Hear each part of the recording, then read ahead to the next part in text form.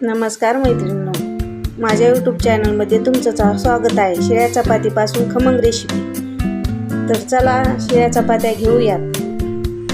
3 किंवा 4 चपात्या घेऊ. थोडेसे मीठ, हळद, मिरच्या, लसूण, कोथिंबीर घेऊन त्याचे वाटण तयार करू. तयार केलेले वाटण मिक्सरला फिरवून घेऊन 2-3 चमचे बेसन पीठ घेऊ.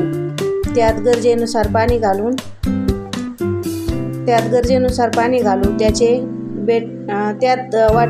तयार केलेले वाटण घालून पाणी घालून मिसळून घेऊया.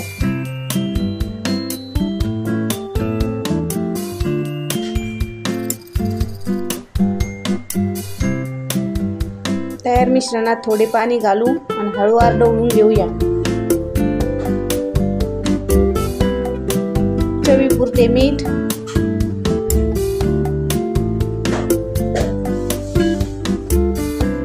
हळद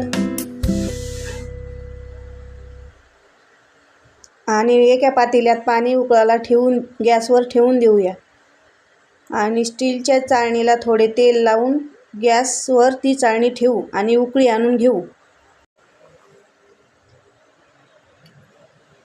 उकळी येईपर्यंत चपात्याला आपण कालून घेतलेले बेसन पीठ एक करून लावून घेऊ. नंबर 1 चपाती घ्यायची, त्यावर थोडे थोडे बेसन पीठ लावून घ्यायचे.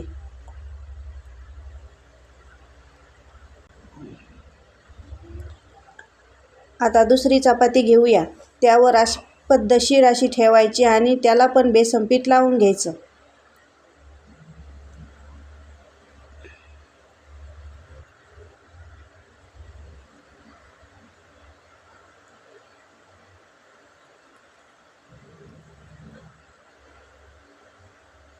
आता तिसरी चपाती ही घेऊ आणि त्याच्यावर ठेवून बेसन पीठ लावून घेऊ.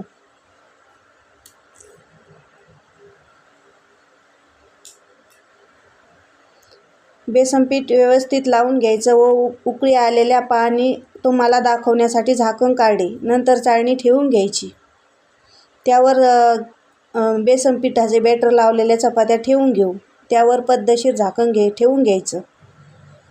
त्याला 5 ते 10 मिनटं वाफळून द्यायचं.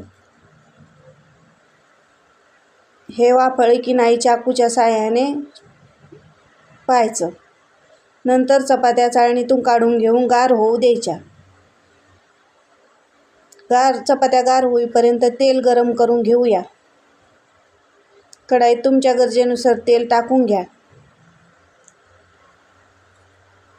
इकडे तोपर्यंत चपात्या गार होतात. गार झालेल्या चपात्याचे काप करून घेऊत. कापताना थोडं हळूवार कापायचं, लागण्याची भीती वाटते.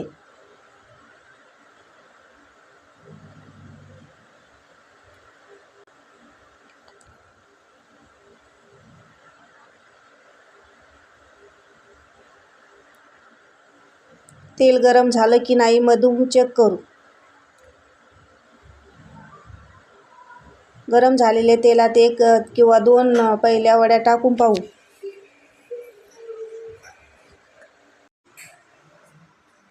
पद्धतशीर तळून घेऊयात.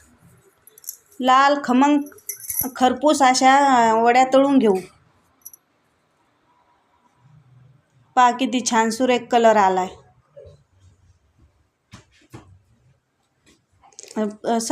तयार केलेल्या चपातीचे सारे काप पद्धतशीर कापून घेऊयात.